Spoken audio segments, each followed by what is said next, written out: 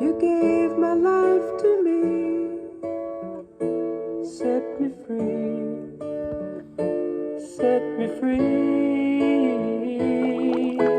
The finest years I ever Well, good morning, Tim. How are you today? Oh, good morning. I'm doing well, Alex. Feels like it's been a long time since we've done one of these. So, Yeah, like Monday or Wednesday, and today's Thursday. You seem a lot more awake than I do today. And I don't mm, know what your secret is. Maybe you had more coffee than I did. Week 6. So we're approaching the final quarter stretch of this lap. But we don't know a lot about Lazarus, do we we? know he was a brother to Mary of Bethany and Martha of Bethany, and that's about it. And we know he came back from the dead, and that Jesus loved him, and that he was a friend. These are close confidants of Jesus. Like you Hmm. don't go and stay at somebody's house. Like it's one thing to stay at somebody's house one time. It's Hmm. another thing if you feel comfortable and they feel comfortable having you stay at their house multiple times. That's a different Yeah. level of, yeah, right. Yeah, you envision Jesus getting to their house and he's just like, "Oh, let me just sit down on your couch and Yeah, veg just for a while." Martha's like wanting to get all the details of what Jesus has been up to.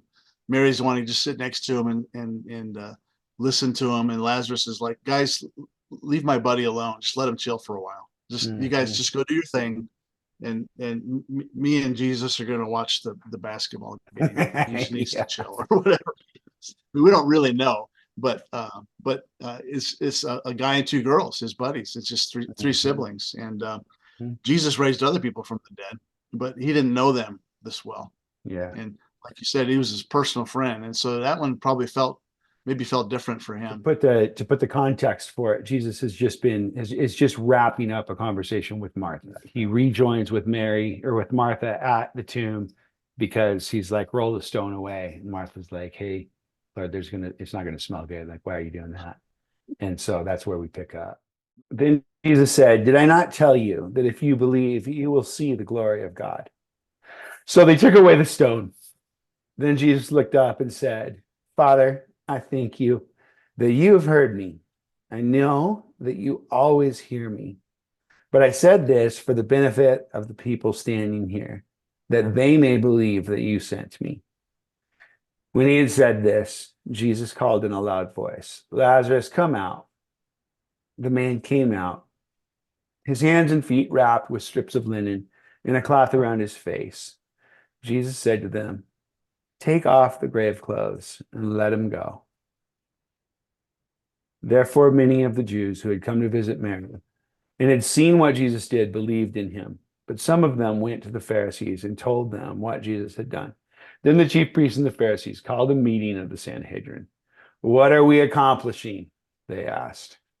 Here is this man performing many signs. I've been struck in the past by, John's stated desire, or the author of John's stated desire, that we would believe and that would become a transformative belief tethered with kind of this is kind of the ultimate sign, right? Like you were talking about last week and last night at the class, like death is the last enemy to be put under, and it's not entirely subdued yet. It's not entirely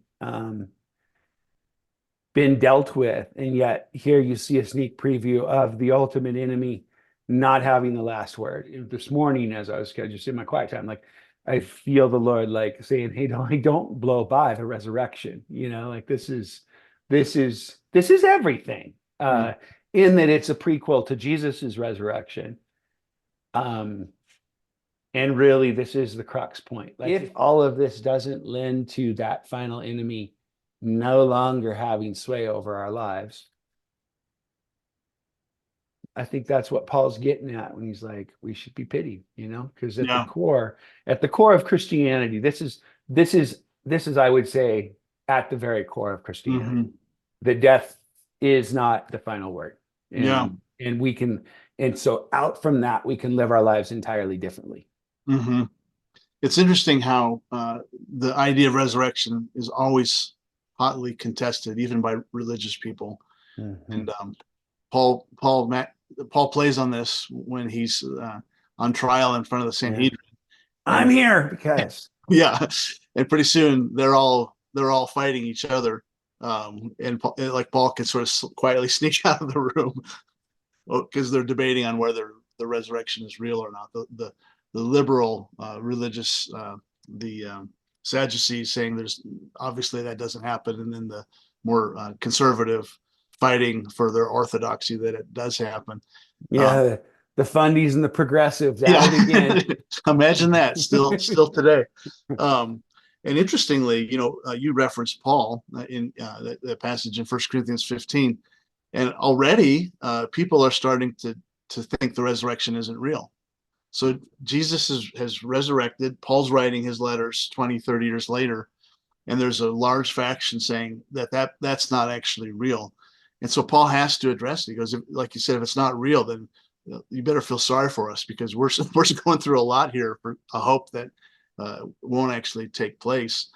And if Christ didn't raise, then we're screwed. Not just pitied, but we're still in our sin.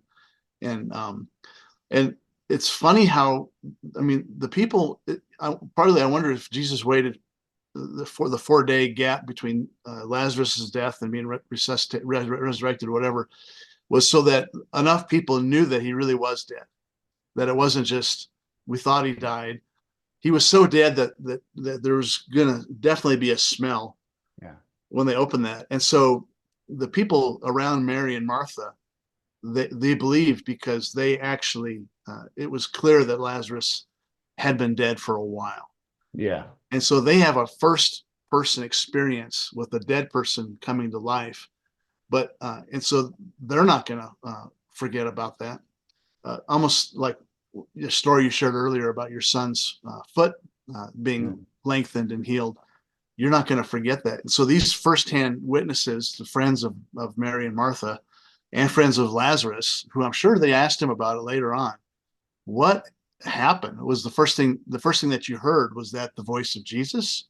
When Jesus called him out, is that when he came back, and then he's looking around and then Jesus has to say it again? I mean, I would be there